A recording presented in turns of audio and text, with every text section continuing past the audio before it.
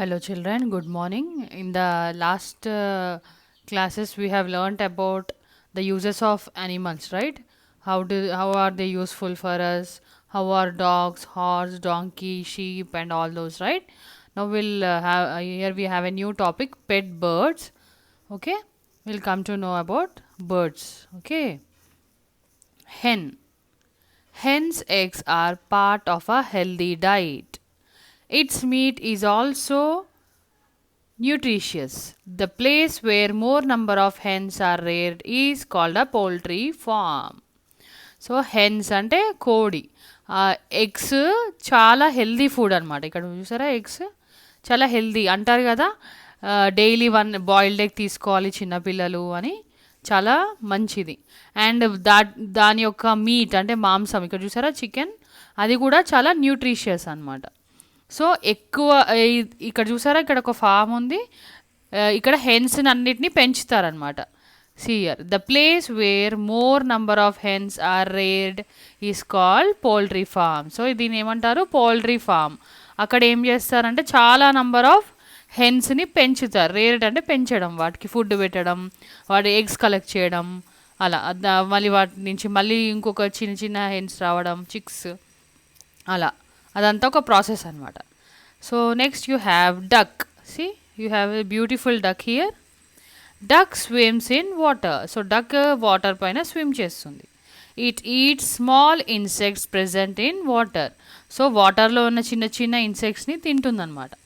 Insects అంటే పురుగులు చిన్న చిన్నవి. Some people eat the meat and eggs of the duck. So కొంతమంది డక్వి కూడా ఎగ్స్ ఇంకా దాని యొక్క మాంసాన్ని తింటారంట, మీట్ని.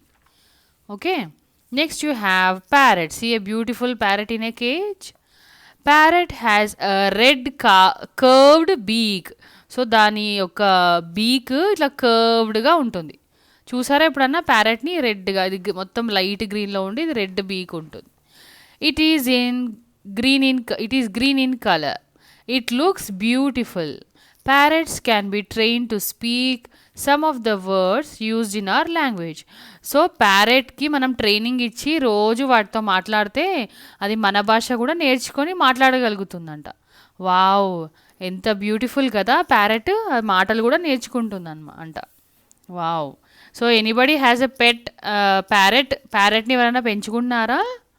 సో దాంతో ట్రై చేయండి, దాని చిన్న చిన్న వర్డ్స్ అవి నేర్పించడానికి ట్రై చేయండి.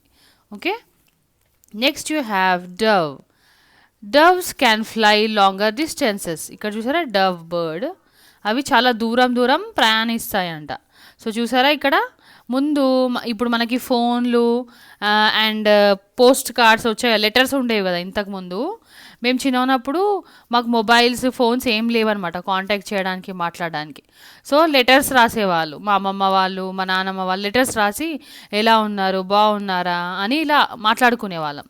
సో దానికంటే ముందు కాలంలో ఇలా బర్డ్స్కి చిన్న చిన్నగా రాసి మెసేజ్ అది నెక్కి టై చేసి అలా పంపించేవాళ్ళనమాట. అవి ఎగురుకుంటూ వెళ్ళి ఎక్కడ ఇవ్వాలో అక్కడ ఇచ్చేవన్నమాట. సో మీరు బాహుబలి మూవీలో కూడా చూసుంటారు, ఒక పెద్ద ఈగల్ వచ్చి బాహుబలికి ఒక చిన్న మెసేజ్ ఇస్తే ఆమెని బందీలాగా తీసుకెళ్తాడు అని, గుర్తుందా? సో అలా అనమాట. Okay, in olden days, people used to send letters and messages with doves. We have to pet these animals and birds as they are useful for us in many ways. So olden days లో ఇందాక చెప్పినట్టు ఇలా దాని నెక్కి ఒక చిన్న message కానీ letter కానీ రాయాల్సినప్పుడు అది టై చేసి దాని మీదకి టై చేస్తే అది ఎగురుకుంటూ వెళ్ళి అక్కడ మెసేజ్ పాస్ చేసేదన్నమాట పూర్వకాలంలో. ఓకే, సో ఇలాంటి బర్డ్స్, యానిమల్స్ మనకు చాలా యూస్ఫుల్ కాబట్టి వాటిని మనం జాగ్రత్తగా మంచిగా ప్రొటెక్ట్ చేయాలి, వాటిని పెట్ చేసుకోవాలంటే వాటిని పెంచుకోవాలి. ఓకేనా, ఇవి మనకి చాలా విధాలుగా హెల్ప్ చేస్తుంది. ఓకేనా, so with this will end the lesson. Will continue a new lesson in the next class. Thank you.